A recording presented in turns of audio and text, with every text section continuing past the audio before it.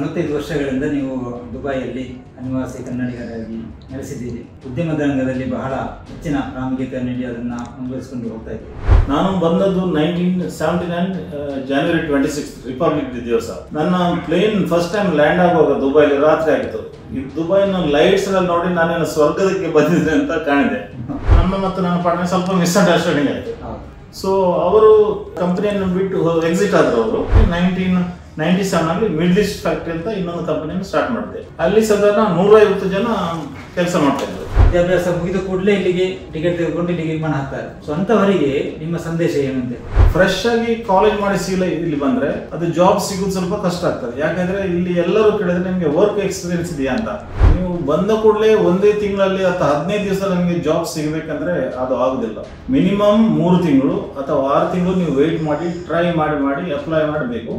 ಆತ್ಮೀಯ ವೀಕ್ಷಕರೇ, ಇದು ಸನ್ಮಾರ್ಗ ನ್ಯೂಸ್ ಗಲ್ಫ್ ರೌಂಡ್.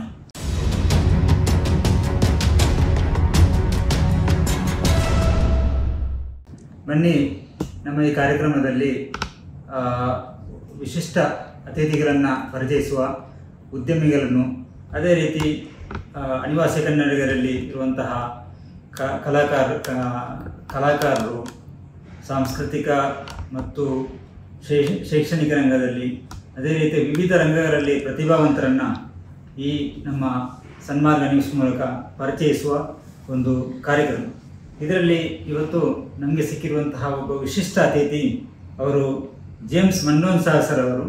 ಜೇಮ್ಸ್ ಮಂಡೋನ್ಸಾ ಅವರು ದುಬೈಯಲ್ಲಿ ಸುಮಾರು 45 ವರ್ಷಗಳಿಂದ ಉದ್ಯಮವನ್ನು ಮಾಡ್ತಾ ಇದ್ದಾರೆ ಮತ್ತು ಉದ್ಯಮ ಮತ್ತು ಸಮಾಜ ಸೇವೆಯನ್ನು ಒಂದೇ ರೀತಿಯ ಜೊತೆಯಾಗಿ ಮಾಡಿಕೊಂಡು ಹೋಗುವಂತಹ ಒಬ್ಬ ವಿಶಿಷ್ಟ ಅತಿಥಿ ಅಂತಲೇ ಹೇಳ್ಬೋದು. ಜೇಮ್ಸ್ ಮಂಡೋನ್ಸಾ ಸರ್ ಅವರು ಮೂಲತಃ ಮಂಗಳೂರಿನ ವಾಮಂಜೂರಿನವರು ಮತ್ತು ದುಬೈಯಲ್ಲಿ ಸುಮಾರು 45 ವರ್ಷಗಳಿಂದ ನೆಲೆಸಿದ್ದಾರೆ. ಅವರಿಗೆ ದುಬೈ ಕರ್ನಾಟಕ ರಾಜ್ಯೋತ್ಸವ ಪ್ರಶಸ್ತಿ ಪುರಸ್ಕೃತರು ಮತ್ತು Karnataka Mayura entrepreneur of the year 2008ರಲ್ಲಿ ಅವರಿಗೆ ಪ್ರಶಸ್ತಿ ಸಿಕ್ಕಿದೆ. ಅದೇ ರೀತಿ ಧ್ವನಿ ಪ್ರತಿಷ್ಠಾನ ದುಬೈ ಇದರ ಔಟ್ಸ್ಟ್ಯಾಂಡಿಂಗ್ ಕಮ್ಯುನಿಟಿ ಸರ್ವಿಸ್ ಎಂಬ ಸಮಾಜ ಸೇವೆಗಾಗಿ ಅವರಿಗೆ ಪ್ರಶಸ್ತಿಯನ್ನು ಲಭಿಸಿದೆ. ಮತ್ತು ರಚನಾ NRI ಎಂಟರ್ಪ್ರೆನರ್ ಆಫ್ 2007ರಲ್ಲಿ ಅವರಿಗೆ ಪ್ರಶಸ್ತಿ ಲಭಿಸಿದೆ. ಮತ್ತು ಅದೇ ರೀತಿ ಸಮಾಜ ಸೇವೆಯನ್ನು ಒಂದು ಉತ್ತಮ ಉದ್ಯಮದಂತೆ ಒಂದು ಪ್ರಮುಖ ಸ್ಥಾನವನ್ನು ನೀಡಿ ಅದನ್ನು ಬೆಂಬಲಿಸಿ ಮತ್ತು ಪ್ರೋತ್ಸಾಹಿಸಿಕೊಂಡು ಹೋಗುವಂತಹ ಒಬ್ಬ ವಿಶಿಷ್ಟ ವ್ಯಕ್ತಿ, ಅವರನ್ನು ಪರಿಚಯಿಸಿ. ಸರ್, ತಮಗೆ ಕಾರ್ಯಕ್ರಮಕ್ಕೆ ಸ್ವಾಗತ. ನಮಸ್ಕಾರ. ನಿಮ್ಮ 45 ವರ್ಷಗಳಿಂದ ನೀವು ದುಬೈಯಲ್ಲಿ ಅನಿವಾಸಿ ಕನ್ನಡಿಗರಾಗಿ ನೆಲೆಸಿದ್ದೀರಿ ಮತ್ತು ಉದ್ಯಮದ ರಂಗದಲ್ಲಿ ಬಹಳ ಹೆಚ್ಚಿನ ಪ್ರಾಮುಖ್ಯತೆ ನೀಡಿ ಅದನ್ನು ಮುಂದುವರಿಸಿಕೊಂಡು ಹೋಗ್ತಾ ಇದ್ದೀರಿ. ನಿಮ್ಮ ಬಾಲ್ಯ ಮತ್ತು ಶಿಕ್ಷಣ ಇದರ ಬಗ್ಗೆ ಒಂದು ಸ್ವಲ್ಪ ವಿವರಿಸಬಹುದಾ? ಖಂಡಿತವಾಗಿ. ನಾನು ಹುಟ್ಟಿದ್ದು ವಾಮಂಜೂರಿನಲ್ಲಿ. ನಾವು 8 ಮಂದಿ ಮಕ್ಕಳು, 4 ಗಂಡು ಮಕ್ಕಳು, 4 ಹೆಣ್ಣು ಮಕ್ಕಳು. ನನ್ನ ತಂದೆಗೆ ಲ್ಯಾಟರೈಟ್ ಸ್ಟೋನ್ ಬಿಸ್ನೆಸ್ ಅಂದರೆ ಕೆಂಪು ಕಲ್ಲಿನ ಬಿಸ್ನೆಸ್ ಇತ್ತು. ಹಾಗೆ ನಮಗೆ ಭೂಮಿ ಕೂಡ ಇತ್ತು. ಸಾಧಾರಣ 30-33 ಎಕರೆ ಭೂಮಿ ಇತ್ತು. ಅದರಲ್ಲಿ ಕೃಷಿ ಆಗ್ತಿತ್ತು. ಭತ್ತ, ತೆಂಗಿನ ಮರ, ಅಡಿಕೆ ಮರ ಮತ್ತು ಬೇರೆ ಎಲ್ಲ ಫಾರೆಸ್ಟ್. ಹಾಗಾಗಿ ನನ್ನ ಬಾಲ್ಯದ ಲೈಫ್ ಭಾಳ ಕಂಫರ್ಟೇಬಲ್ ಇತ್ತು. ಸೊ ನಾನು 7 ವರ್ಷದಿರುವಾಗ ನನ್ನ ಫಾದರ್ ತೀರಿಯೋದು ಅನ್ಫಾರ್ಚುನೇಟ್ಲಿ. ಆಮೇಲೆ ನನ್ನ ಅಣ್ಣ, ದೊಡ್ಡ ಅಣ್ಣ, ಅವ್ರಿಗೆ ಖಾಲಿ 21 ವರ್ಷ ಅವ್ರಿಗೆ. ಅವರು ತಂದಿರೋ ಬಿಸ್ನೆಸ್ಸನ್ನು ಫಾರ್ವರ್ಡ್ ಮುಂದೆ ಕೊಂಡೋಗಿ ನಮ್ಮ ಎಲ್ಲ ಉಳಿದ 7 ಮಕ್ಕಳನ್ನು ಮತ್ತು ತಾಯಿಯ ಅವರು ಒಳ್ಳೆ ರೀತಿಯಲ್ಲಿ ನೋಡಿಕೊಂಡರು. ನನ್ನ ವಿದ್ಯಾಭ್ಯಾಸದ ಬಗ್ಗೆ ಹೇಳೋದಾದರೆ, ನಾನು ಎಲಿಮೆಂಟ್ರಿ ಸ್ಕೂಲ್ ಕಲಿತದ್ದು. ಅದರ ಹತ್ತಿರದ ಒಂದು ಕ್ಯಾಲರೆ ಅಂತೊಂದು ಜಾಗ ಇದೆ, ಅಲ್ಲಿ ನಾನು ಎಲಿಮೆಂಟ್ರಿ ಸ್ಕೂಲ್ ಕಲಿತದ್ದು. ಆಮೇಲೆ ಹೈಸ್ಕೂಲಿಗೆ ಪದ್ವಾ ಹೈಸ್ಕೂಲ್ ಅಲ್ಲಿ ಮಾಡಿದೆ. ಅದಾದಮೇಲೆ PUC ಮತ್ತು BSc ನಾನು ಸೈಂಟ್ ಎಲಿಯಸ್ ಕಾಲೇಜ್ ಮ್ಯಾಂಗ್ಳೂರಲ್ಲಿ ಮಾಡಿದೆ. ಅದು ಆದಮೇಲೆ ನನಗೆ ಇಂಜಿನಿಯರಿಂಗ್ ಮಾಡಬೇಕಂತ ಒಬ್ಬ ಕುಟುಂಬದ ನನ್ನ ಅಕ್ಕೆಲ್ಲ ಒತ್ತಾಯ ಮಾಡಿದ್ರು. ಅದಕ್ಕೆ ಅಲ್ಲಿಂದ Malnad college of engineering Hassan ಅಲ್ಲಿ ಹೋಗಿ BE ಸಿವಿಲ್ ಇಂಜಿನಿಯರಿಂಗ್ ನಾನು ಕಂಪ್ಲೀಟ್ ಮಾಡಿದೆ. ಇದು ನನ್ನ ವಿದ್ಯಾಭ್ಯಾಸ. ಮತ್ತೆ ನೀವು ಎಲೋಸಿಸ್ ತುಂಬಾ ಹಳೆಯದಾದಂತಹ ಒಂದು ಸಂಸ್ಥೆ, ಶಿಕ್ಷಣ ಸಂಸ್ಥೆ. ನೀವು ವಿದ್ಯಾರ್ಥಿಯಾಗಿ ಅಲ್ಲಿಂದ ಕಲಿತು ಬಂದಿದ್ದೀರಾ. ಕರೆಕ್ಟ್. ಅದರಿಂದ ನಿಮಗೆ ಒಂದು ಹೆಮ್ಮೆ. ನಮ್ಮ ಹೆಮ್ಮೆ ಮಾತ್ರ ಅಲ್ಲ, ನನಗೆ 8th of ಮಾರ್ಚ್ಗೆ ನನಗೆ ಅಲ್ಲಿಂದ ಒಂದು ಎಕ್ಸಲೆಂಟ್ ಎಲುಮಿನೈ ಅಂತ ಹೇಳಿ ಅಲ್ಲಿಂದ ಅವಾರ್ಡ್ ಕೂಡ ನನಗೆ ಸೆರೆಮನಿ ಇದೆ 8th ಹೌದು, ಎಲ್ಯೂಷಸ್ ಕಾಲೇಜಿಂದ. ಅದೊಂದು ಸಂತೋಷದ ವಿಷಯ. ಸರ್, ನೀವು ಬಾಲ್ಯದ ಸವಿ ನೆನಪುಗಳನ್ನು ಹೇಗೆ ನೀವು ಮೆಲುಕು ಹಾಕ್ತೀರಿ? ಯಾವ ರೀತಿ ನಿಮ್ಮ ಅನುಭವ? ಹೌದು, ಬಾಲ್ಯದ ಸಾವಿನ ನೆನಪುಗಳು ಸುಮಾರು ಇವೆ. ಅದೆಲ್ಲ ಇಲ್ಲಿ ಹೋಗ್ಲಿಕ್ಕೆ ಆಗಿಲ್ಲ. ಆದರೆ ಅಫ್ಕೋರ್ಸ್ ನಾವು ಬಾಲ್ಯದಲ್ಲಿ ಮನೆ ಎಷ್ಟು 8 ಮಕ್ಕಳ ಜಗಳ ಅದು ಆಡ್ತಾ ಇದ್ದಾರೆ, ಅದರ ನೆನಪು ಯಾವಾಗಲೂ ಬರ್ತದೆ. ಮತ್ತೆ ನಮ್ಮ ನೆರೆಕೆರೆಗೆ ಸುಮಾರು ನಮಗೆ 7-8 ಟೆನೆಂಟ್ಸ್ ಇದ್ರು ನಮ್ಮ ಮನೆಯಲ್ಲಿ. ಅವರು ಮತ್ತೆ ನೆರೆಕೆರೆ ಒಟ್ಟಿಗೆ ನಾವು ಆಟ ಆಡ್ತಿದ್ವು, ಕ್ರಿಕೆಟ್, ಲಗೋರಿ ಮತ್ತೆ ಅದರದ್ದು ನೆನಪು ಕೂಡ ಬರ್ತಾ ಇದೆ. ಮತ್ತೆ ನಾನು ಎಲಿಮೆಂಟ್ರಿ ಸ್ಕೂಲ್ಗೆ ಹೋಗಾಗ ಅಲ್ಲಿನ ಟೀಚರ್ಗಳು ನನಗೆ ಟೀಚ್ ಮಾಡ್ತಿದ್ರು, ನನಗೆ ಒಳ್ಳೆ ರೀತಿಯಲ್ಲಿ ನೋಡ್ತಾ ಇದ್ರು, ಟೀಚ್ ಮಾಡ್ತಾ ಇದ್ರು. ಆ ಟೀಚರ್ಗಳ ನೆನಪು ನನಗೆ ಈಗಲೂ ಬರ್ತದೆ. ನಾನು ಈಗಲೂ ಎಲ್ಲರೂ ಸತ್ತು ಹೋಗಿದ್ದಾರೆ, ಆದರೆ ಇಬ್ಬರು ಇನ್ನೂ ಬದುಕಿದ್ದಾರೆ. 90 ವರ್ಷ ಏಜ್ ಅವರಿಗೆ. ಪ್ರತಿ ಸತಿ ನಾನು ಊರಿಗೆ ಹೋದಾಗ ಅವರಿಗೆ ಹೋಗಿ ಸಿಕ್ಕಿ ಅವರ ಆಶೀರ್ವಾದವನ್ನು ಕೇಳಿ ಅವ್ರಿಗೆ ಏನಾದರೂ ಗಿಫ್ಟ್ ಕೊಟ್ಟು ನಾನು ಬರ್ತಾ ಇದ್ದೆ. ಸೊ ಇದು ಇಂಪಾರ್ಟೆಂಟ್ ನೆನಪುಗಳು. ಅಂದ್ರೆ ಶಿಕ್ಷಕಿಯರ ಆ ಒಂದು ಬಾಂಧವ್ಯವನ್ನು ಈಗಲೂ ಈಗಲೂ ಹೌದು. ಮತ್ತೆ ಅವ್ರಿಗೆ ನಂಗೆ ಯಾವಾಗಲೂ ಅವರ ನೆನಪು ಬರ್ತದೆ. ಅದು ಇಂಪಾರ್ಟೆಂಟ್ ನೋಡಿ. ನಮ್ಮ ಎಲಿಮೆಂಟರಿ ಸ್ಕೂಲ್ ಎಜುಕೇಶನ್ ನಮಗೆ ಜಾಸ್ತಿ ಮೆಮೊರೇಬಲ್ ಇರ್ತದೆ. ಕಲಿಸಿದಂತ ಗುರುಗಳಿಗೆ ನಾವು ಖಂಡಿತ ಗೌರವ ಕೊಡ್ತಲೇ ಇರಬೇಕು. ಈಗ ನೀವು ಗಲ್ಫಿಗೆ ಬಂದು ಸುಮಾರು UAE ಬಂದು ಸುಮಾರು 45 ವರ್ಷ ಆಯ್ತು ಅಂತ ಹೇಳಿದೆ. ಸರಿ. ಸೊ ಮೊದಲನೇ ಬಾರಿ ನೀವು ಈಗ 45 ವರ್ಷ ಅಂದ್ರೆ ತುಂಬಾ ದೊಡ್ಡ ಒಂದು ಲಾಂಗ್ ಪೀರಿಯಡ್ ಅಂತ ಹೇಳ್ಬೋದು. ಸೊ ಈಗ 45 ವರ್ಷಕ್ಕಿಂತ ಮೊದಲು UAE ಅಷ್ಟು ಡೆವಲಪ್ ಆಗಿರಲಿಲ್ಲ. ಸೊ ನಿಮ್ಮ ಒಂದು ಇಲ್ಲಿಯ ವಾತಾವರಣಕ್ಕೆ ಅದಕ್ಕೆ ಯಾವ ರೀತಿ ನೀವು ಒಗ್ಗಿಕೊಂಡಿದ್ದೀರಿ ಮತ್ತು ಈಗ ಅದರ ನಿಮ್ಮ ಅನುಭವ ಏನು? ಹೌದು ನೋಡಿ, ನಾನು ಬಂದದ್ದು 1979 January 26 ರಿಪಬ್ಲಿಕ್ ದಿವಸ. ನನ್ನ ಪ್ಲೇನ್ ಫಸ್ಟ್ ಟೈಮ್ ಲ್ಯಾಂಡ್ ಆಗುವಾಗ ದುಬೈಲಿ ರಾತ್ರಿ ಆಗಿತ್ತು. ಈ ದುಬೈನ ಲೈಟ್ಸ್ ಎಲ್ಲ ನೋಡಿ ನಾನೇನು ಸ್ವರ್ಗದಕ್ಕೆ ಬಂದಿದ್ದೆ ಅಂತ ಕಾಣಿದೆ. ಆದರೆ ನೆಕ್ಸ್ಟ್ ದಿನ ಸಮ್ಮರ್ ಟೈಮ್, ಅದು ಜನವರಿಯಿಂದ ಸ್ವಲ್ಪ ಹೀಟ್ ಇರ್ತದೆ ನೋಡಿ. ಸೊ ನೆಕ್ಸ್ಟ್ ಆ ಟೆಂಪರೇಚರ್ ಮತ್ತೆ ನೋಡಿ ನನಗೆ ಗೊತ್ತಾಯ್ತು ಏನು ಇಲ್ಲಿ ವೆದರ್ ಎಲ್ಲ ಹೇಗೆ ಆಯ್ತಾ. ಆಗ ಅಷ್ಟು ಡೆವಲಪ್ ಆಗಿರಲಿಲ್ಲ. ನಾನು ಲಕ್ಕಿಲಿ ನಾನು ಬಂದ ಕೂಡಲೇ ನಾನು ನೆಕ್ಸ್ಟ್ ಡೇನೇ ನನಗೆ ಇಲ್ಲಿ ಜಾಬ್ಗೆ ಸಿಕ್ಕಿದೆ. ಯಾಕಂದ್ರೆ ನನ್ನ ರಿಲೇಟಿವ್ ಅಲ್ಲಿ ಇದ್ರು, ಅವ್ರು ನನಗೆ ಜಾಬ್ ಮೊದಲೇ ಫಿಕ್ಸ್ ಮಾಡಿದ್ರು, ನನ್ನ ಸಿವಿಲ್ ಇಂಜಿನಿಯರಿಂಗ್. ಸೊ ನಾನು ಫಸ್ಟ್ ಬಂದ ಕೂಡಲೇ ಬರ್ನರ್ಡ್ ಸನ್ಲೈ ಅಂಡ್ ಸನ್ಸ್ ಕಂಪನಿಗೆ ಜಾಯ್ನ್ ಆದೆ. ಬರ್ನರ್ಡ್ ಸನ್ಲೈ ಅಂದ್ರೆ ಟ್ರೇಡ್ ಸೆಂಟರ್ಸ್ ಕಟ್ಟಿದ ಕಂಪನಿ. ಮತ್ತೆ ರಾಶಿದ್ ಹಾಸ್ಪಿಟಲ್ ಕಟ್ಟಿದ್ದು, ಟ್ರೇಡ್ ಸೆಂಟರ್ ಅಪಾರ್ಟ್ಮೆಂಟ್ ಕಟ್ಟಿದ್ದು, ದೇರಾ ಟವರ್ ಕಟ್ಟಿದ್ದೆಲ್ಲ ಅವರೇ. ಆ ಕಂಪನಿಯಲ್ಲಿ ನನಗೆ ಎಡ್ನಾಕ್ ಹೌಸಿಂಗ್ ಕಾಂಪ್ಲೆಕ್ಸ್ ಅಂತ ಅಬುದಾಬಿಯಲ್ಲಿ ಆಸ್ ಎ ಸೈಟ್ ಇಂಜಿನಿಯರ್ ಆಗಿ ಕಳಿಸಿದ್ರು. ಸೈಟ್ ಇಂಜಿನಿಯರ್ ಅಂದ್ರೆ ಇದು ಜಾಬ್ ಬಹಳ ಟಫ್ ಜಾಬ್. ಯಾಕಂದ್ರೆ ಹೊರಗೆ ನೀವು ಕೆಲಸ ಮಾಡಬೇಕು ಬಿಸಿಲಿನಲ್ಲಿ. ಆಗ ಬಿಸಿಲು ಜೋರಾಗ್ತಾ ಬರುವಾಗ ನಾನು ಸಮ್ಮರ್ ಅಲ್ಲಿ ಕೆಲವೊಮ್ಮೆ ಕಾಂಕ್ರೀಟ್ ಆಗುವಾಗ ರೂಫ್ ಟಾಪ್ ನಲ್ಲಿ ಕೂಡ ಇರ್ಬೇಕು ಆ ಬಿಸಿಲಿಗೆ, ಫುಲ್ ಡೇ ಟೈಮ್ ಕಾಂಕ್ರೀಟ್ ಆಗುವ. ಸೊ ಮತ್ತೆ ವಿಂಟರ್ ನಲ್ಲಿ ಪುನಃ ಕೋಲ್ಡ್ ವೆದರ್, ಅದೆಲ್ಲ ಸಹಿಸಬೇಕಾಯ್ತು. ಯಾಕಂದ್ರೆ ನಮ್ಮ ಪ್ರೊಫೆಷನ್ ಆಗಿ civil engineer, so we are prepared for the. ನಾನು ಸಹಿಸ್ಕೊಂಡಿದ್ದೆ. ಆಗ ಅಷ್ಟು ಫೆಸಿಲಿಟಿ ಇರಲಿಲ್ಲ ಇಷ್ಟು. ಅದಕ್ಕೆ ಅಫ್ಕೋರ್ಸ್ ರೋಡ್ಸ್ ಇತ್ತು, ವಾಟರ್, ಎಲೆಕ್ಟ್ರಿಸಿಟಿ, AC ಎಲ್ಲ ಇತ್ತು ನಾನು ಬರುವಾಗ 78 ಅಲ್ಲಿ. ಅದರ ಮೊದಲು ಜನರಿಗೆ ಬಹಳ ಕಷ್ಟ ಇತ್ತು. ಅದು ನಾನು ಬಂದಾಗ ಇದು ಫೆಸಿಲಿಟಿ ಇತ್ತು. ಆಗ ಇದರಾಗೆ ಫೆಸಿಲಿಟಿ ಇರಲಿಲ್ಲ. ಹೌದು, ಕಂಪೇರ್ ಟು ಆಗ ಮತ್ತು ಹೀಗೆ ಹೇಳುದಾದ್ರೆ ದುಬೈ UAE ಕಂಪ್ಲೀಟ್ ಚೇಂಜ್ ಆಗಿಬಿಟ್ಟಿದೆ. ಅದರ ವಿಷಯ ಮಾತಾಡೋದು ದೊಡ್ಡೊಂದು ಸಬ್ಜೆಕ್ಟ್ ಅದು. ಏನೆಲ್ಲ ಚೇಂಜ್ ಆಗಿದೆ, ಹೇಗಿದ್ದ ರೋಡ್ಸ್ ಹೇಗಾಗಿಬಿಟ್ಟಿತ್ತು. ಏನೋ ನಾವು ಎವ್ರಿ ವೀಕೆಂಡ್ ಅಬುದಾಬಿ ದುಬೈಗೆ ಬರ್ತಿದ್ದು 2 ಲೇನ್ ರೋಡ್ಸ್ ಮಾತ್ರ ಇತ್ತು. ಎಷ್ಟು ಡಿಫಿಕಲ್ಟ್ ನೈಟ್ ನಲ್ಲಿ ಬರುವಾಗ. ಈಗ ನೋಡಿ ಡಿಫ್ರೆಂಟ್ ಸಿನಾರಿಯೋ, ಡಿಫ್ರೆಂಟ್ ಆಗಿ. ಸೊ ಎನಿವೇ ನಾನು ಬಂದ ಕೂಡಲೇ we have to accept whatever is there and we are happy with that. At least ನೀವು ಒಂದು ಕಂಪನಿಯಲ್ಲಿ ಕೆಲಸಕ್ಕೆ ಸಿಕ್ಕಿದೆ. ಬಂದ ಕೂಡಲೇ ನಾನು ಕೆಲಸ ಅಂದ್ರೆ ಅವರು ನಾನು ಸಿವಿಲ್ ಇಂಜಿನಿಯರಿಂಗ್ ಮಾಡಿದೆ, ಕೆಲಸ ರೆಡಿ ಮಾಡಿದ್ರು. ಅದು ಭೂಮಿ ಇತ್ತು ಆಗ civil Kannada development shortage, civil engineer shortage ಇತ್ತು ಆಗ. ಸೊ ನಾನು ಒಂದು ದಿವಸ ಕೂಡ ಹಾಳು ಮಾಡಿದೆ. ನೆಕ್ಸ್ಟ್ ಡೇ ನಾನು ಕೆಲಸಕ್ಕೆ ಜಾಯ್ನ್ ಆದೆ.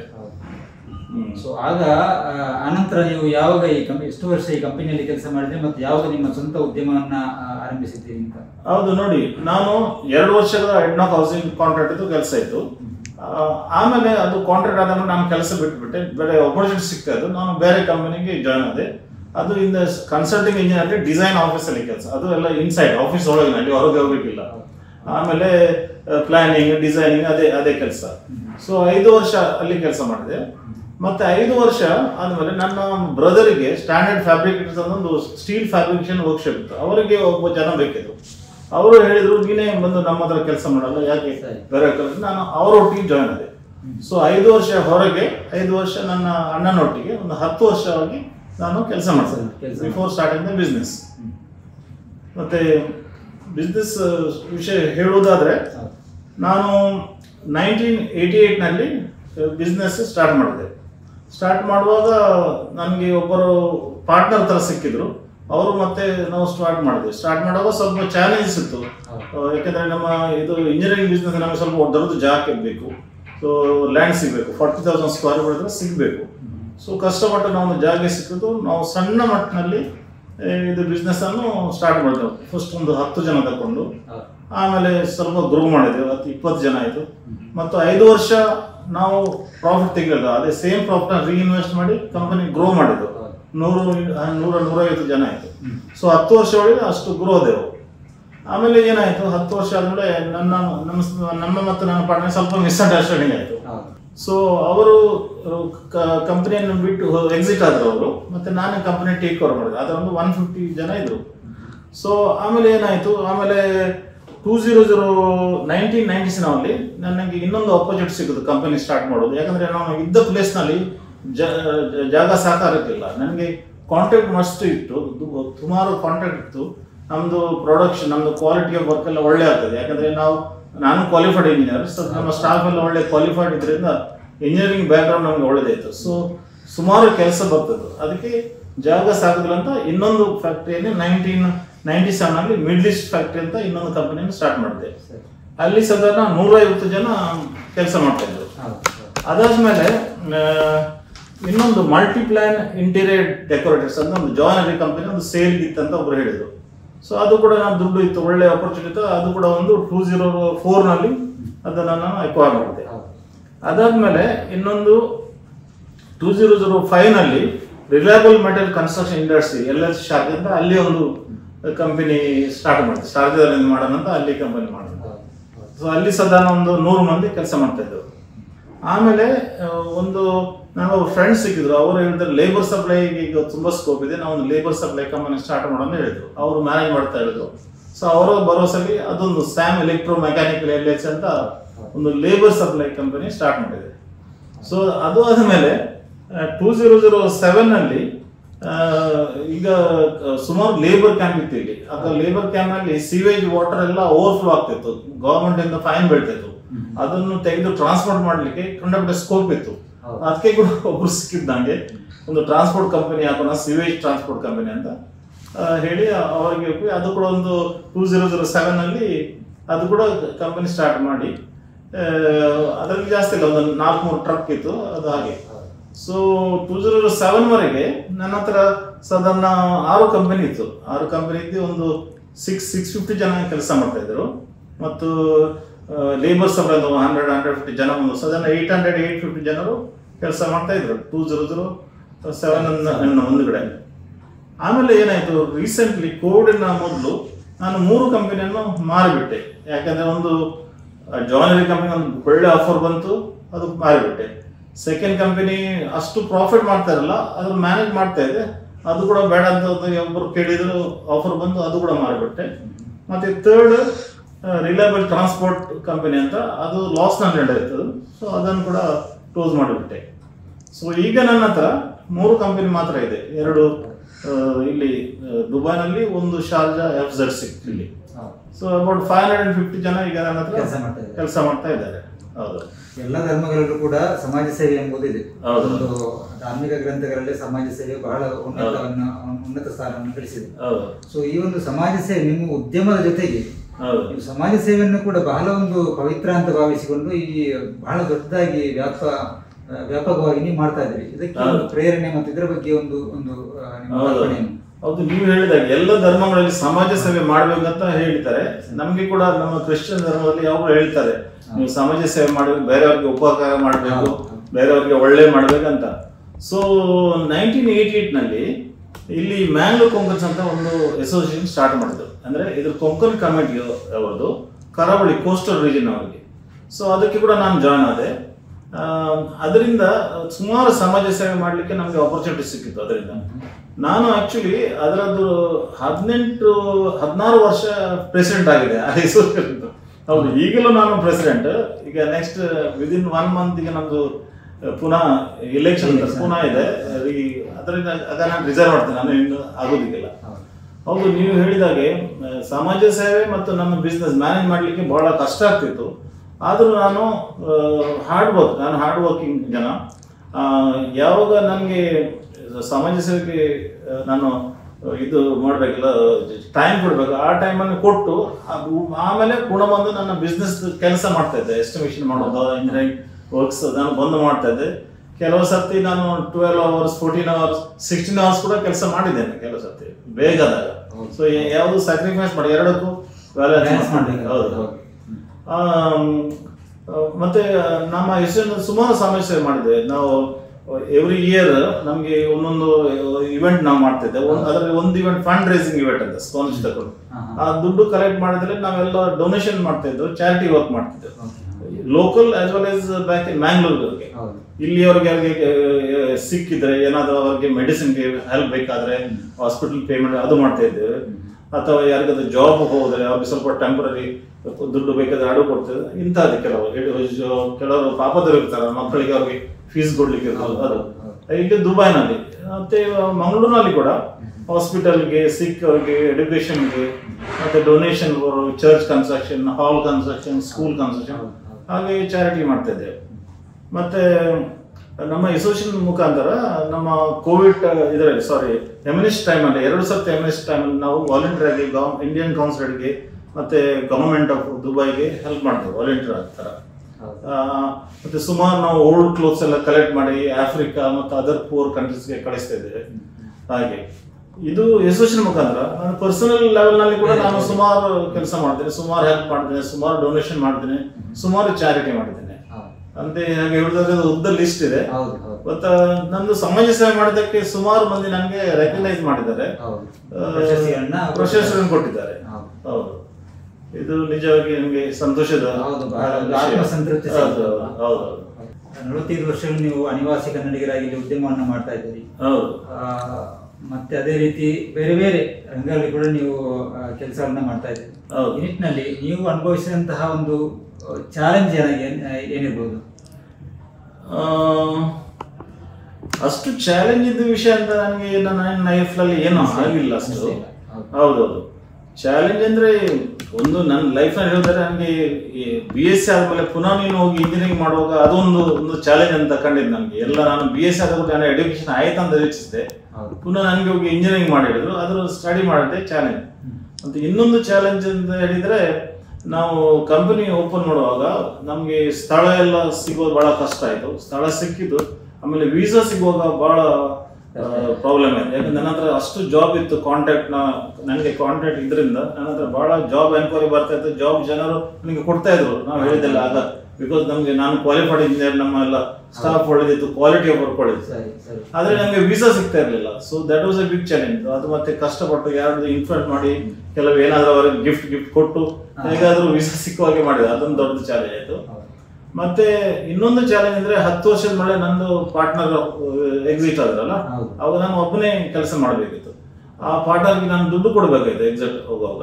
ಸೊ ಆಗ ಫೈನಾನ್ಷಿಯಲ್ ಸ್ವಲ್ಪ ನನಗೆ ಪ್ರಾಬ್ಲಮ್ ಇತ್ತು. ಸೊ ಅದಕ್ಕಿಂತ ನಾನು ಜಾಸ್ತಿ ಸ್ಪೆಂಡ್ ಮಾಡ್ಲಿಕ್ಕೆ ಆಗಿಲ್ಲ. ಸೊ ನಾನೇ ಕಂಟಿನ್ಯೂಸ್ ಕೆಲಸ ಮಾಡ್ತೇವೆ. 3 ಇಂಜಿನಿಯರ್ ಕೆಲಸ ನಾನು ಒಬ್ಬನೇ ಮಾಡ್ತಿದ್ದೆ, ಬೆಳಿಗ್ಗೆಯಿಂದ ಹಾರ್ಡ್ ವರ್ಕ್ ಮಾಡಿ, ಲಾಂಗ್ ವರ್ಕಿಂಗ್ ಅವರ್ಸ್ ಮಾಡಿ. ಸೊ ಇದೆಲ್ಲ ಲಿಟಲ್ ಬಿಟ್ ಚಾಲೆಂಜಿಂಗ್. ಮತ್ತೆ ಬೇರೆ ಅಷ್ಟು ಚಾಲೆಂಜಿಂಗ್ ಅಂತ ಹೇಳ, ಜಾಬ್ ಬಿಸ್ನೆಸ್ ಸ್ಮೂತ್ ಆಗಿ ಹೋಗ್ತಾ ಇತ್ತು. ಇದೊಂದು ದೊಡ್ಡ ಚಾಲೆಂಜ್ ಆಗಿದೆ. ಸರಿಯಾದ ಸಮಯದಲ್ಲಿ ನಮಗೆ ಕ್ಲಿಯೆಂಟ್ಸ್ ಇದೆ, ಕೆಲಸ ಬರ್ತಾ ಇದೆ, ಅದ್ರ ಕೂಡ ನಮ್ಗೆ ಅವರಿಗೆ ಇದು ಪೂರೈಸಲಿಕ್ಕೆ ಆಗದಂತಹ ಒಂದು ವೀಸಾ ಅಂದ್ರೆ ಸಿಗುದಂದ್ರೆ ಮತ್ತೆ ಈಗ ಮಾತ್ರ ಬಹಳ ಈಸಿ ಆಗಿದೆ. ಈಗ ಬಹಳ ಎಷ್ಟು ವೀಸಾ ಬೇಕಾದ್ರೆ ನಿಮ್ಗೆ ಡಾಕ್ಯುಮೆಂಟ್ಸ್ ಕ್ಲಿಯರ್ ಇದ್ರೆ ನಿಮ್ಗೆ 100 ವೀಸಾ ಬೇಕಾದ್ರೆ 1 ದಿವಸ ಕೊಟ್ಬಿಡ್ತಾರೆ ಬೇಕಾದ್ರೆ, ಡಾಕ್ಯುಮೆಂಟ್ಸ್ ಸರಿ ಇದೆ ಅಂದ್ರೆ. ಈಗ ವೀಸಾ ಕೊಡ್ಲಿಕ್ಕೆ ಇನ್ನೊಂದು ರೀಸನ್ ಇದೆ, WPS ಇದೆ ನೋಡಿ, ಅವರು ವಾಚ್ ಮಾಡ್ತಾರೆ. If you are paying salary ನೀವು ಕರೆಕ್ಟ್ ಟೈಮ್ ಅಲ್ಲಿ ಕೊಟ್ಟು ಕರೆಕ್ಟ್ ಸಿಸ್ಟಮ್ಯಾಟಿಕ್ ಇದ್ರೆ ಅವ್ರು ಬೇಕಾದ್ರೆ 100 ಅಲ್ಲ 200 ವೀಸಾ ಕೊಡ್ತಾರೆ ನಿಮಗೆ. ಬೇಕಾದ್ರೆ ನೀವು ಕರೆಕ್ಟ್ ಆಗಿ ಸ್ಯಾಲರಿ ಪೇ ಮಾಡ್ತೀರಿ, ಏನು ಪ್ರಾಬ್ಲಮ್ ಇಲ್ಲ ಅಂತ ಆಯ್ತು. ನೀವು ಕಾನೂನು ಪ್ರಕಾರ ಹೋಗ್ತಿದ್ರೆ ನಿಮ್ಗೆ ಈಗ ಲೈಫ್ ಎಸ್ಪೆಷಲಿ ವೀಸಾ ಪಾರ್ಟ್ ಬಹಳ ಗವರ್ಮೆಂಟ್ ಈಸಿ ಮಾಡಿಬಿಟ್ಟಿದೆ. Really you to appreciate. But ನಾವು ಕಾನೂನು ಫಾಲೋ ಮಾಡಬೇಕು, ಅದು ಮುಖ್ಯ. ಒಂದು ಉದ್ಯಮವನ್ನ ದೊಡ್ಡ ರೀತಿಯಲ್ಲಿ ಒಂದು ಉದ್ಯಮವನ್ನ ಮಾಡುವುದು ಮತ್ತು ಅದನ್ನು ಮುಂದುವರಿಸಿಕೊಂಡು ಹೋಗುವುದು ತುಂಬಾ ಒಂದು ಬಹಳ ರಿಸ್ಕಿ ಮತ್ತು ಕಷ್ಟವಾದಂತಹ ವಿಷಯ. ಇಂತಹ ಸನ್ನಿವೇಶದಲ್ಲಿ ಒಂದು ಉದ್ಯಮವನ್ನ ಮುಂದುವರಿಸಿಕೊಂಡು ಹೋಗುವಂತಹ ಅಂತಹ ಒಬ್ಬ ವ್ಯಕ್ತಿಯಾಗಿ ಈಗ ಬರುವಂತಹ ಹೊಸ ಜನಾಂಗಕ್ಕೆ ನಿಮ್ಮ ಒಂದು ಉದ್ಯಮದಲ್ಲಿ ಅಭಿವೃದ್ಧಿಯನ್ನು ಸಾಧಿಸುವಂತಹ ಒಂದು ಕನಿಷ್ಠ 3 ಸೂತ್ರಗಳೇನು ಹೇಳ್ಬೋದು? ಹೌದು, ಖಂಡಿತ ಹೇಳಬೇಕು. ಸುಮಾರು ವಿಷಯ ಇದೆ ಇದರ ಮಾತಾಡೋದಾದ್ರೆ. ಬ್ರೀಫ್ ಶಾರ್ಟ್ ಆಗಿ ಹೇಳೋದಾದ್ರೆ, ಫಸ್ಟ್ ಆಗಿ ನಮ್ದು ವಿಷನ್ ಅಂಡ್ ಆಕ್ಷನ್ ಅಂತ ಇರಬೇಕು. ಅದು ನಮಗೆ ಸಕ್ಸಸ್ ಕೊಂಡು ಹೋಗ್ತದೆ. ವಿಷನ್ ಅಂತ ಹೇಳಿದ್ರೆ ನೀವು ಬಿಸ್ನೆಸ್ ಅಲ್ಲಿ ನೀವು ವಿಷನ್ ಇರಬೇಕು. ಈಗ ನನ್ನ ಬಿಸ್ನೆಸ್ ನಾವು ಹೇಗೆ ಮುಂದೆ ಕೊಡಬೇಕು, ಹೇಗೆ ಪ್ರಾಫಿಟಬಿಲಿಟಿ ಇನ್ಕ್ರೀಸ್ ಮಾಡ್ಬೋದು, ಹೇಗೆ ಬಿಸ್ನೆಸ್ ಅನ್ನು ಎಕ್ಸ್ಪಾಂಡ್ ಮಾಡೋದು. ಹಾಗಾಗಿ ಆ ವಿಷನ್ ಅನ್ನು ಫುಲ್ಫಿಲ್ ಮಾಡಬೇಕಾದ್ರೆ ನಿಮ್ದು ಆಕ್ಷನ್ ಇರಬೇಕು. ಆಕ್ಷನ್ ಜನರನ್ನು ಜಾಸ್ತಿ ಮಾಡಬೇಕಾ, ಅಥವಾ ಇನ್ಫ್ರಾಸ್ಟ್ರಕ್ಚರ್ ಜಾಸ್ತಿ ಮಾಡಬೇಕಾ, ಅಥವಾ ಕ್ವಾಲಿಟಿ ಇಂಪ್ರೂವ್ ಮಾಡ್ಬೇಕಂತ. ಸೊ ಇದು 2 ಇಂಪಾರ್ಟೆಂಟ್, ವಿಷನ್ ಅಂಡ್ ಆಕ್ಷನ್. ಆಗ ನಿಮ್ದು ಒಂದು ಪಾರ್ಟ್ ಆಫ್ ಬಿಸ್ನೆಸ್ ಸಕ್ಸಸ್ ಆಗ್ತದೆ. ಇದು ಫಸ್ಟ್, ನಂಬರ್ 1. ನಂಬರ್ 2 ಅಂದ್ರೆ adaptability and innovation. Adaptability innovation ಅಂದ್ರೆ ಈಗ ನೋಡಿ, ಈಗ ದಿನ ಹೋಗ್ತಾ ಬಿಸ್ನೆಸ್ ಅಲ್ಲಿ ಇನೋವೇಷನ್ ಬರ್ತಾ ಇರ್ತದೆ. ನೀವು ಟ್ರೆಂಡ್ಸ್, ನೀವು ಮೆಥಡ್ಸ್, ನೀವು ಪ್ರಾಡಕ್ಟ್ ಬರ್ತದೆ. ಅದನ್ನು ನೀವು ಅಡಾಪ್ಟ್ ಮಾಡಿ ಅದನ್ನು ನೀವು ಇಂಪ್ಲಿಮೆಂಟ್ ಮಾಡಬೇಕು. ಆಗ ಮಾಡಿದ್ರೆ ಮತ್ತೆ ನಿಮ್ದು ಬಿಸ್ನೆಸ್ ಗ್ರೋ ಆಗ್ತದೆ. So that is number 2. ಮತ್ತೆ ನಂಬರ್ 3 ಯಾವುದಂದ್ರೆ ಪ್ರಾಮಾಣಿಕತೆ ಮತ್ತು ಸಂಬಂಧಗಳು. ನಾವು ಅಂದ್ರೆ ನಮ್ಮ ಜನರ ಹತ್ರ ನಂಬಿಕೆ ಮತ್ತು ನೈತಿಕತೆ ಯಾವುದೇ ಯಶಸ್ವಿ ಉದ್ಯಮದ ಬೆನ್ನೆಲುಬು. ಗ್ರಾಹಕರು, ಉದ್ಯೋಗಿಗಳು ಮತ್ತು ಪಾಲುದಾರರೊಂದಿಗೆ ಪ್ರಾಮಾಣಿಕತೆ ಮತ್ತು ನಂಬಿಕೆಯನ್ನು ಉಳಿಸಿಕೊಂಡರೆ ನಮ್ಮ ದೀರ್ಘಕಾಲದಲ್ಲಿ ನಮ್ಮ ಬಿಸ್ನೆಸ್ ಯಶಸ್ವಿಯಾಗುತ್ತದೆ. ಅದು ಇಂಪಾರ್ಟೆಂಟ್ 3ನೇ ವಿಷಯ ಅಂತ ಹೇಳ್ಬೋದು ನಾವು. ಎಲ್ಲದಕ್ಕಿಂತ ಮುಖ್ಯವಾಗಿ ಒಂದು ಪ್ರಾಮಾಣಿಕತೆ ಅಂದ್ರೆ ಬೇಸಿಕ್ ಥಿಂಗ್. ಎಲ್ಲ ವಿಷಯದಲ್ಲೂ ಕೂಡ ಪ್ರಾಮಾಣಿಕವಾಗಿದ್ರೆ ನಿಮ್ಗೆ ಆಟೋಮೆಟಿಕ್ ಎಲ್ಲ ಕೆಲಸ ಬರ್ತದೆ ಅಂತ ಹೇಳಲಿಕ್ಕೆ. ಖಂಡಿತ ಖಂಡಿತ ಖಂಡಿತ. ಇನ್ನೊಂದು ಕೊನೆಯದಾಗಿ ಈಗ ಹೊಸದಾಗಿ ನ್ಯೂ ಜನರೇಷನ್ ಬರ್ತಾ ಇದೆ. ಈಗ ಶೈಕ್ಷಣಿಕ ರಂಗದಲ್ಲಿ ಆಗಿರಲಿ ಅಥವಾ ಉದ್ಯಮ ರಂಗದಲ್ಲಾಗಿರಲಿ, ಅವರಿಗೆ ನೀವು ದೊಡ್ಡ ಒಂದು ಯಶಸ್ವಿ ಉದ್ಯಮಿ ಎಂಬ ನಿಟ್ಟಿನಲ್ಲಿ ಅವರಿಗೆ ಒಂದು ನೀವು ಕೊಡುವಂತಹ ಸಂದೇಶ ಏನು? ಹೌದು, ಖಂಡಿತ. ನೋಡಿ, ನಾನು ಈಗಿನ ಯುವತಿಯರಿಗೆ ಏನು ಹೇಳಿದೆ ಅಂದ್ರೆ, ನೀವು ಸ್ಟಡೀಸ್ ಒಳ್ಳೆ ಮಾಡಿ. ಸ್ಟಡೀಸ್ ಯಾವಾಗಲೂ ಬಿಟ್ಬಿಡ್ಬೇಡಿ. ನೀವು ಒಳ್ಳೆ ಸ್ಟಡೀಸ್ ಮಾಡಿದ್ರೆ ನಿಮ್ಮ ಲೈಫ್ನಲ್ಲಿ ಮುಂದೆ ಬರ್ಬೋದು, ನಿಮಗೆ ಜಾಬ್ ಒಳ್ಳೆ ಸಿಗ್ಬೋದು, ಮತ್ತೆ ಇದು ಕಮ್ಯುನಿಟಿಲಿ ಸ್ಟ್ಯಾಂಡಿಂಗ್ ಕೂಡ ಒಳ್ಳೇದಿರ್ತದೆ.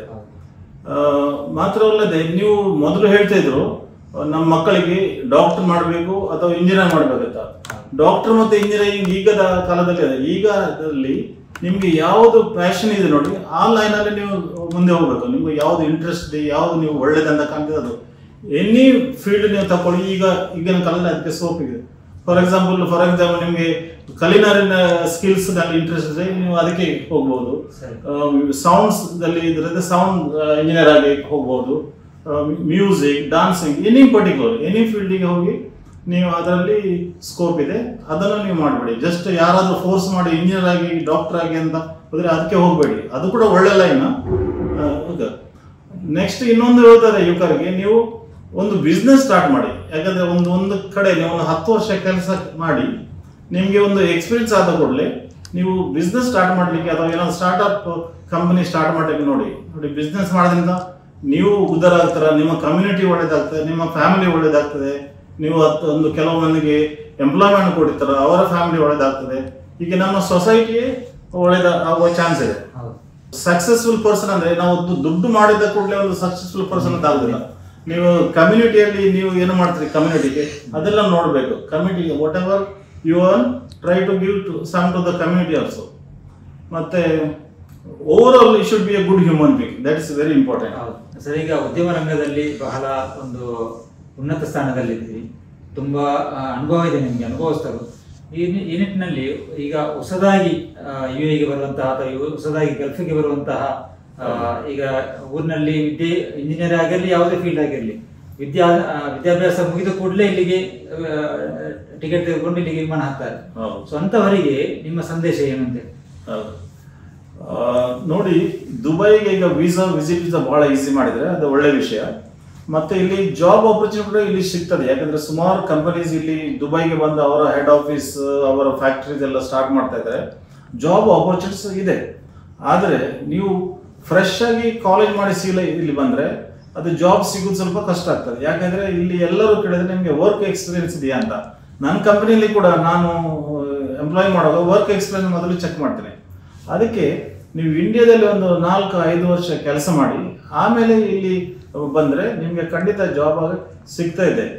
ಮತ್ತು ಆಗ ಮಾತ್ರ ನಿಮಗೆ ಸ್ಯಾಲರಿ ಕೂಡ ಸ್ವಲ್ಪ ಒಳ್ಳೇದಾಗ್ತದೆ. ನೀವು ಫ್ರೆಶ್ ಆಗಿ ಬಂದರೆ ಸಿಕ್ಕಾಪಟ್ಟೆ ಲೋ ಸ್ಯಾಲರಿ ಆಫರ್ ಮಾಡ್ತಾರೆ. ಮತ್ತೆ ಒಂದು ನೆನಪಿಡಿ, ನೀವು ಬಂದ ಕೂಡಲೇ ಒಂದೇ ತಿಂಗಳಲ್ಲಿ ಅಥವಾ 15 ದಿವಸ ನಮಗೆ ಜಾಬ್ ಸಿಗಬೇಕಂದ್ರೆ ಅದು ಆಗುದಿಲ್ಲ. ಮಿನಿಮಮ್ 3 ತಿಂಗಳು ಅಥವಾ 6 ತಿಂಗಳು ನೀವು ವೆಯ್ಟ್ ಮಾಡಿ ಟ್ರೈ ಮಾಡಿ ಅಪ್ಲೈ ಮಾಡಬೇಕು. ಆಗ ಖಂಡಿತ ನಿಮಗೆ ಜಾಬ್ ಸಿಗ್ತದೆ. ನೋಡಿ, ಕೆಲವು ಫೀಲ್ಡ್ನಲ್ಲಿ ಜಾಬ್ ಆಪರ್ಚುನಿಟಿ ತುಂಬ ಇದೆ. ಲೈಕ್ ಹೆಲ್ತ್ ಕೇರ್ ಇಂಡಸ್ಟ್ರಿಯಲ್ಲಿ ಏನಾದರೂ ಲ್ಯಾಬೋರೇಟರಿ ಟೆಕ್ನಿಷಿಯನ್ ಅಥವಾ ನರ್ಸಸ್ ವಗೇರ ಅದರಲ್ಲಿ ಜಾಬ್ ಆಪರ್ಚುನಿಟಿ ಸುಮಾರು ಇದೆ, ಸಿಗ್ತದೆ ಇಮಿಡಿಯೇಟ್ಲಿ. ಅಥವಾ ಇದು ನಮ್ಮ ಹಾಸ್ಪಿಟಾಲಿಟಿ ಇಂಡಸ್ಟ್ರಿಯಲ್ಲಿ, ಹೋಟೆಲ್ ಇಂಡಸ್ಟ್ರಿಗೆ ಅದರಲ್ಲಿ ಜಾಬ್ ಸಿಗ್ತದೆ.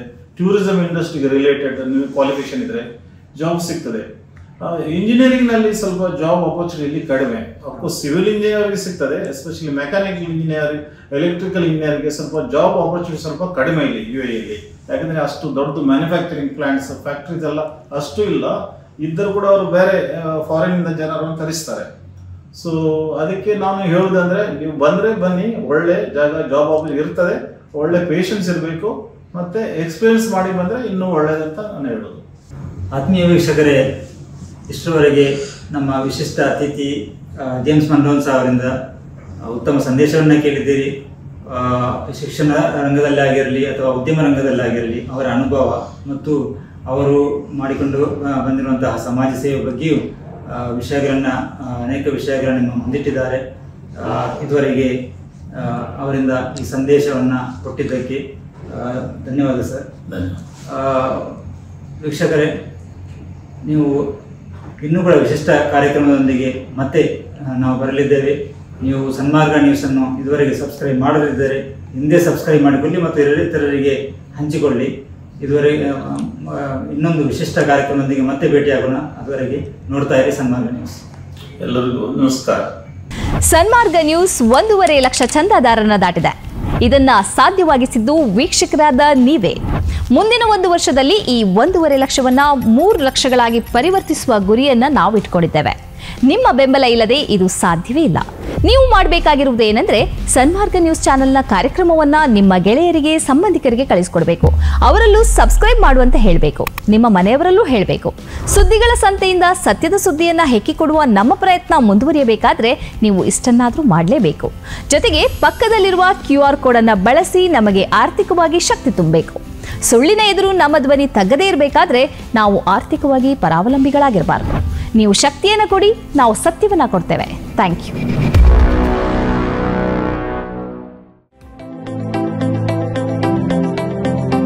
Gadiar Group of Companies, synonymous with excellence and innovation, stands as your dynamic partner for progress. Gadiar Group ensures safety as guardians in firefighting and builds vibrant communities in real estate. Building tomorrow, today.